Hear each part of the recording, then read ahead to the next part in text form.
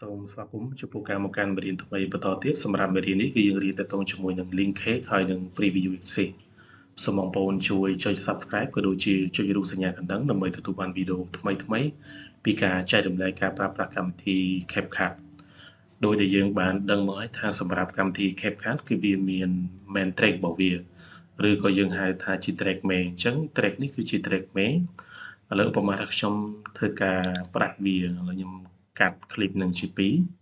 ខ្ញុំ click កន្លែងនេះមកដើម្បីធ្វើការផ្ដាច់វាអញ្ចឹងសម្រាប់ linkage គេប្រើដើម្បីធ្វើការ move media ដែលស្ថិតនៅក្នុង main track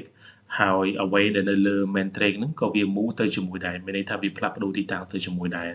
ឥឡូវយើងមើល clip media នេះបន្តមកទៀតខ្ញុំយក sticker ដើម្បីដាក់នៅពីលើវាអញ្ចឹងខ្ញុំចូលទៅកន្លែង sticker ហើយខ្ញុំ click ទៅលើសញ្ញាព្រួយនេះ click ទៅលើសញ្ញាលេខបូកដើម្បីធ្វើការតម្លាក់វាចូលនៅក្នុង track ខ្ញុំទាញវាដាក់ពីលើ clip ទី2នេះអញ្ចឹងមានន័យថាសម្រាប់ sticker នេះគឺជា object មួយដែលស្ថិតនៅលើ main track ឥឡូវយើងចាប់ផ្ដើមចូលទៅ click select លើវាមកហើយយើងធ្វើការកែសម្រួលវាចេញឥឡូវខ្ញុំយក head indicator ដាក់ពីលើវាហើយខ្ញុំ scale វាតូចបន្តិចខ្ញុំ move វាសម្រងទៀតខ្ញុំ move វាមកខាងនេះហើយយើង play នេះសាកមើលឥឡូវយើង play វីដេអូហ្នឹងអូខេអញ្ចឹងឧបមាថាយើងចង់ធ្វើការផ្លាស់ប្ដូរទីតាំងរបស់ media ដែលស្ថិតនៅក្នុង track main ហ្នឹងទៅទីតាំងណាមួយអញ្ចឹងនៅកន្លែងនេះគឺជា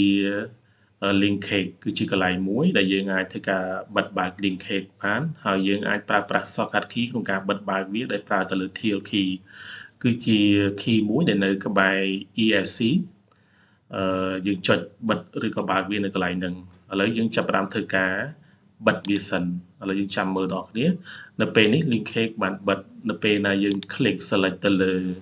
media ដែលស្ថិតនៅក្នុង track main ហើយយើង move វាអញ្ចឹងយើងឃើញថាសម្រាប់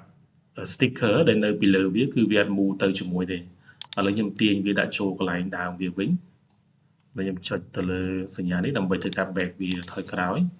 ហើយបន្តមកទៀតខ្ញុំចាប់ផ្ដើមធ្វើការបើក linkage ខ្ញុំ click ទៅលើនេះមើលសញ្ញា linkage ហ្នឹងមកអានេះមានន័យថាយើងបើកវាឥឡូវចាប់ផ្ដើម click ហើយទាញវាចេញក្រៅអញ្ចឹងយើងឃើញថា sticker ហ្នឹងគឺវាផ្លាស់ប្ដូរទីតាំងទៅជាមួយដែរឥឡូវខ្ញុំចាប់ផ្ដើមធ្វើការ move media នេះឡើងទៅ track ខាងលើអញ្ចឹងខ្ញុំ click ទាញវាឡើងទៅលើអូខេអញ្ចឹងយើងក៏ឃើញថាsticker ហ្នឹងគឺវា move ទៅជាមួយដែរក៏ប៉ុន្តែសម្រាប់ media នេះគឺវាមិនមែនស្ថិតនៅក្នុង track main ទេគឺវានៅ track ផ្សេងទៀតហើយយើងឃើញថា linkage នេះត្រូវបានបើកឥឡូវយើងចាប់ផ្ដើម move media ហ្នឹងទាញវាមកខាងណាអញ្ចឹងយើងឃើញថាសម្រាប់ sticker ហ្នឹងគឺវាអត់ move ទៅជាមួយទេមានន័យថាវាអត់ដោយទៅជាមួយទេដោយសារអីដោយសារតែ clip media នេះវាមិនស្ថិតនៅក្នុង track main ឥឡូវយើងទាញតម្លាក់វាចូលក្នុង track main អូខេអញ្ចឹងយើងឃើញថាសម្រាប់ sticker ហ្នឹងគឺវានៅពីលើ clip media ដែលស្ថិតនៅក្នុង track main នៅពេលណាយើងបើកវារបៀបនេះហើយយើង move វាអញ្ចឹងគឺវាទៅជាមួយដែរប៉ុន្តែនៅពេលណាយើង click ដោះវាពេលណាយើង move គឺវាអត់ទៅជាមួយទេឃើញទេអាហ្នឹងគឺជាលក្ខណៈនៃការប្រើប្រាស់ linkage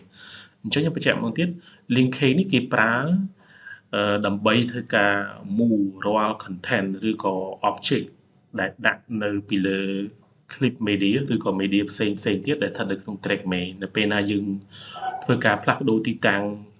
media នោះវានឹងទៅជាមួយដែរមានន័យថាវាដោយទៅជាមួយដែរប៉ុន្តែនៅពេលណាយើងបិទវាគឺវាមិនដំណើរការទេមានន័យថាវាអត់ move ទៅជាមួយហើយករណីមួយទៀតនៅពេលណាយើង move clip media ហ្នឹងហើយ content ដែលនៅលើវាហ្នឹងក៏វាអត់ទៅជាមួយដែរក្នុងករណីដែលវាស្ថិតនៅក្នុង track ផ្សេងទៀតដែលក្រៅពី track main អញ្ចឹងគឺជាអានេះគឺជាលក្ខណៈប្រើប្រាស់របស់ linkage ឥឡូវខ្ញុំទាញវាមកវិញហើយបន្តមកទៀតយើងចូលទៅ preview axis preview axis នេះគឺប្រើដើម្បីធ្វើការបង្ហាញaxis នៅលើ clip media ឥឡូវយើង click បើកវាមកនេះគឺជា preview axis ដែលយើងអាចប្រើប្រាស់ទៅលើ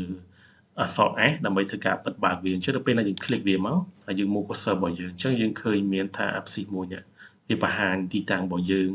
យើងអាចមើលដោយប្រៀបធៀបជាមួយនឹងរយៈពេលនៅខាងលើយើងចង់ធ្វើការកាត់វាអីគឺយើងអាចប្រើប្រាស់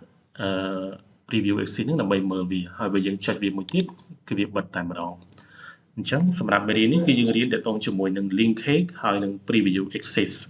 ខ្ញុំបញ្ជាក់ម្ដងទៀតសម្រាប់ linkage គឺប្រើដើម្បីធ្វើការ move រាល់ content ឬក៏ object ដែលស្ថិតនៅលើ media ដែលស្ថិតនៅក្នុង main track ហ្នឹងគឺវានឹងដោយទៅជាមួយហើយវាមានសកម្មភាពបានឬក៏វាអាចប្រព្រឹត្តទៅបានលុះត្រាតែ media នោះស្ថិតនៅក្នុង track main តែបើនៅខាងក្រៅ track main គឺវាមិនដំណើរការទេអញ្ចឹងសូមអរគុណសូមជម្រាបលា